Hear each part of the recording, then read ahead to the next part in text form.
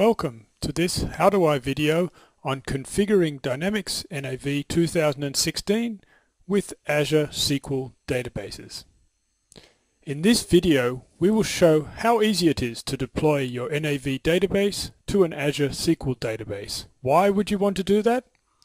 Well, it's much easier to let Microsoft manage your databases and servers and provide the backup and restore capabilities.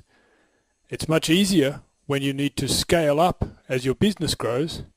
And finally, it's better to pay for what you use and not have excess resources waiting in case they might be needed. So there are some prerequisites for this demonstration. Firstly, you need an Azure subscription. You need to deploy the NAV demo image to an Azure virtual machine. And finally, you need to install SQL Server 2014 Management Studio, and you need at least Service Pack 1 as it has the updated components for the new Azure SQL databases. So we're going to get there today by going through the following steps. Firstly, we're going to create a new Azure SQL server and database. Secondly, we will deploy our NAV database to Azure SQL. And finally, we'll configure our NAV server to use the Azure SQL database. So the first step is to create the new Azure SQL database. And we're going to do this using the new Azure Management Portal. So here's the portal, and I'll go in and select Create a New Object. In this case, I'll choose Database from the list. As you can see, Microsoft Dynamics NAV 2016 is also in the list there of things you can create. I'll give the name for the database. This is actually a blank database. We're only using this in order to create a new server.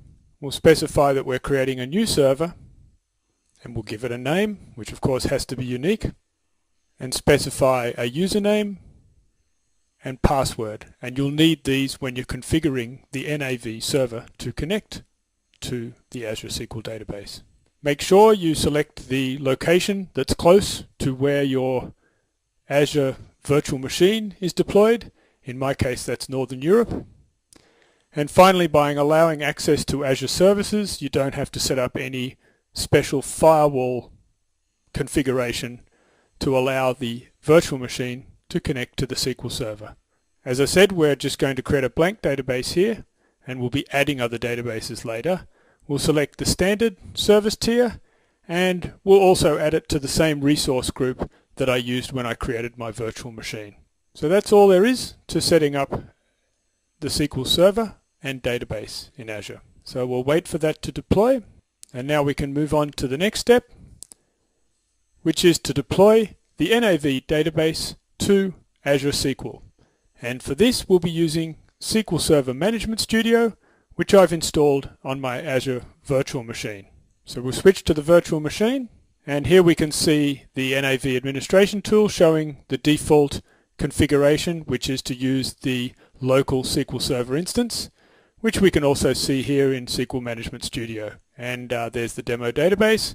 And what I've done is I've created another database where I've just restored the demo database backup file, which comes with the NAV DVD, and I've done that just so that there's no data in the database, because when I create the backpack, I don't need to worry about extracting and deleting data from the database. If you're working with an existing database, you'll need to run some special scripts, and they're provided on the server. So I'll go and select Export Data Tier Application, and the wizard pops up here telling me I'm going to create a backpack file. I'm going to store it on my Azure Storage account, which I've already entered the key for here. You can get that from the management portal. You could also use a local file. Advantage of using Azure Storage is you can reuse that backpack file to deploy databases to other servers. Give the file a name and start the process. It gives you a summary over the process, and then starts what takes a couple of minutes with the demo database to extract the schema and the data out of the database and put it into the backpack storage file, and then upload that file to the Windows Azure Storage. Now that we've completed the export, we now want to import the data into the database. So we'll now connect to our new Azure SQL database, and currently it has no databases, so we're going to import the data tier application. In this case, this is the backpack file that we just created. Selecting again from our Azure Storage account, and it finds the default file there which I just created. The next step is to provide a database name. I'm just going to give it a simplified name for demo database here, and of course it's selected the server which we chose before, and I'll reduce the maximum database size to 10 gigabytes as this is only a demo database, and the S0 service level, which is sufficient for our demonstration. You can see you can choose all the other service levels here. Quick summary of what we're doing, and now we'll start the process. And this takes a little bit longer, and now our import is finished. You can see all the green lights there, and we can see the database has been now created on our Azure SQL Server. So to configure the NAV server to use Azure SQL database, we're going to use the Dynamics NAV administration tool. You can also do this using PowerShell, and in fact there are scripts on the demo image showing you how to do this complete process using one big PowerShell script. So it's perfectly possible to automate this.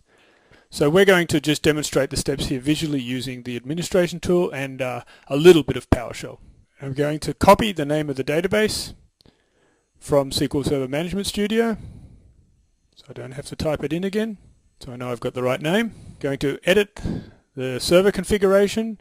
I'll remove the database instance as that's not needed. There's only a default instance on our Azure SQL Server. Change the name of the server and change the database name to the simplified name that I created before. And the other option here is we want to enable encryption on our SQL Server connection, and that will also require that an encryption key is used when communicating with SQL Server. And we'll see how that gets generated. So now we've set up the database configuration. We need to provide the SQL Server credentials, and they are the credentials we specified when we created our Azure SQL Server. So we edit the database credentials tab here and select SQL Server authentication. Type in the username and password that we entered before, and it reminds us here that you are going to need an encryption key, and it'll only create and deploy that encryption key the first time. It'll also tell us to enable encryption, which we've done. So if you repeat these steps, you'll need to actually import the encryption key into the NAV database. And the final step for us, and I'm going to use PowerShell here to import the NAV license, and now we can see that the database is now running after importing the license file. And we can start the client, and of course it takes a little while to start the first time, but we pretty quickly get a connection to our new Azure SQL NAV database. As an alternative to creating and deploying the Azure SQL database manually, you can also use the demo scripts that are provided on the NAV Azure Gallery image. The first script to run is the initialize virtual machine script. This makes the virtual machine accessible from the internet. It creates SSL certificates, sets up NAV user password authentication, and opens up the required ports for the services. So, to begin with, when you've set up the virtual machine, you get the landing page. And there you can open the demo environment folder. Demo environment folder, you just right-click Initialize Virtual Machine and Run with PowerShell. And it'll then prompt you for the necessary parameters. When that's complete, you get the new landing page, which has all the links for the demonstration environment so that you can access it for clients on the internet. The next step is to deploy to Azure SQL databases using the script use Azure SQL databases. And this does all the work we've been through. It creates the backpack file from the local database, creates an Azure SQL server, restores the backpack to Azure SQL, creating a new database, and configures NAV to use the Azure SQL database. So by using this script, you can do all the steps that we've demonstrated. You do that by, again, starting from the demonstration environment folder and running the script. Use Azure SQL database, using PowerShell, and then providing all the parameters required by the script.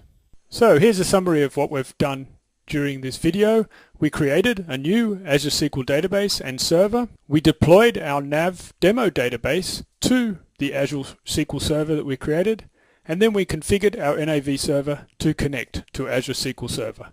Here's some resources that might help you doing this, particularly the MSDN topic on how to deploy Dynamics NAV database to Azure SQL databases, and also the topic on how to configure the SQL Server authentication, which covers the encryption keys that you might need to set up. Thank you for watching this video about deploying NAV databases to Azure SQL. This video was created in collaboration with Microsoft and the Training Center Platan.